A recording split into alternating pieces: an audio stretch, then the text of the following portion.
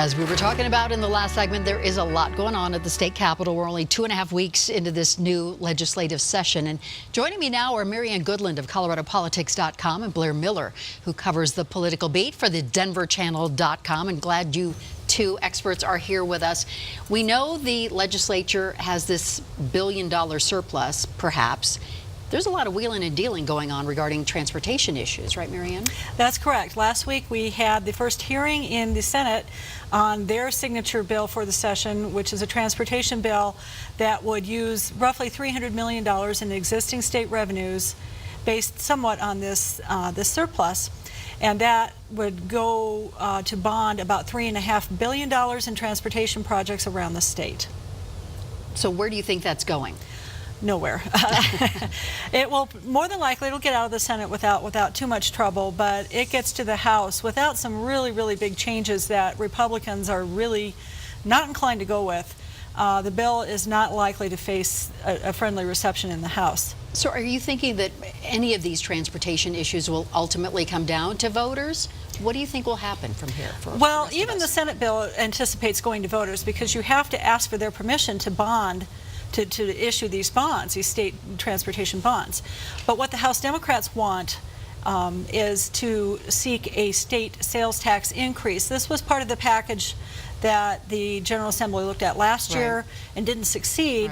And you're not likely to see that bill at the state capitol. Where you're going to see that come from is likely a group that includes the Colorado Contractors Association, the Denver Metro Chamber of Commerce. They're very interested in pushing for this. I mean, they all like the idea of using some existing state revenues, but they claim it's not enough. And in fact, the ballot measure that is sort of being talked about, instead of the $3.5 billion that the Senate Republicans are looking for, this ballot measure would seek $9 billion and cover a much larger share of what the Department of Transportation would like to deal with in terms of high priority projects like I-25 and I-70. Yeah, I know you'll keep watch on that wheeling and dealing for us. In the meantime, Blair, I know you've been monitoring the hands-free driving bill, which died. It was what one happened? of the first bills that came up, and it was one of the first where we saw the split happen almost immediately. I mean, I guess not one of the first, but I mean, the committee, Owen Hill, just basically saying, look, I want to be able to touch a phone in my car.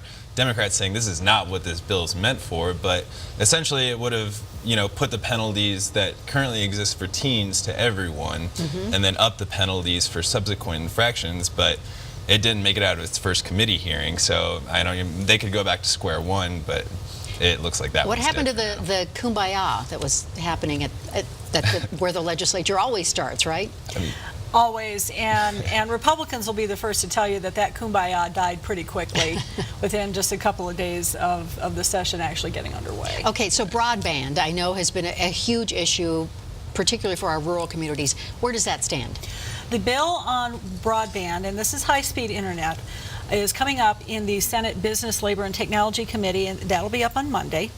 And that may be the grand bargain of the 2018 session. It's got strong bipartisan support. The bill is carried in the Senate by 2 Republicans, including the Senate President Pro Tem. In the House, the House Majority Leader is carrying that bill. So you've got some strong leadership behind that bill. What it would do is take a state fund that comes out of dollars that you and I pay for on our cell phone and landline bills, and would take that fund, which has been used for a long time to provide landline service in rural Colorado, and they're going to direct that, 100% of that within 5 years, to a fund that is going to hopefully build out and subsidize the cost of putting high-speed internet in rural communities. So you're seeing that as a hopeful on the legislative agenda this year. The only real opposition to that bill right now is CenturyLink, which has received the lion's share of those dollars for many years, and they're still not happy with the bill. Can we talk about the governor this week, talking about Amazon HQ2 and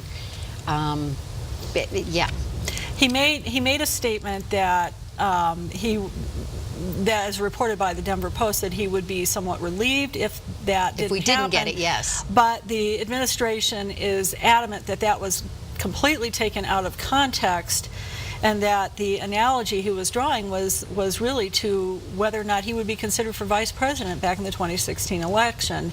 And he kind of was jokingly referring to it that way, but has been fairly unhappy about how this has been what was the buzz in the reported. legislature about that? That could not have gone over very well, I suspect. I mean, what I saw, from what I saw, I mean, you were there more often this week than I was, but from what I saw, everyone was sort of just throwing their arms up in the air, being like, what have we been doing all this for the past year? I mean, obviously there has been opposition to this plan the whole time, but, you know, I think people saw him as, you know, putting his cards down before they'd even, you know, drew the rest of the hand. Well, there's always so much to talk about with the legislature. We'll see you back here on Politics Unplugged. Thank you both for your insight.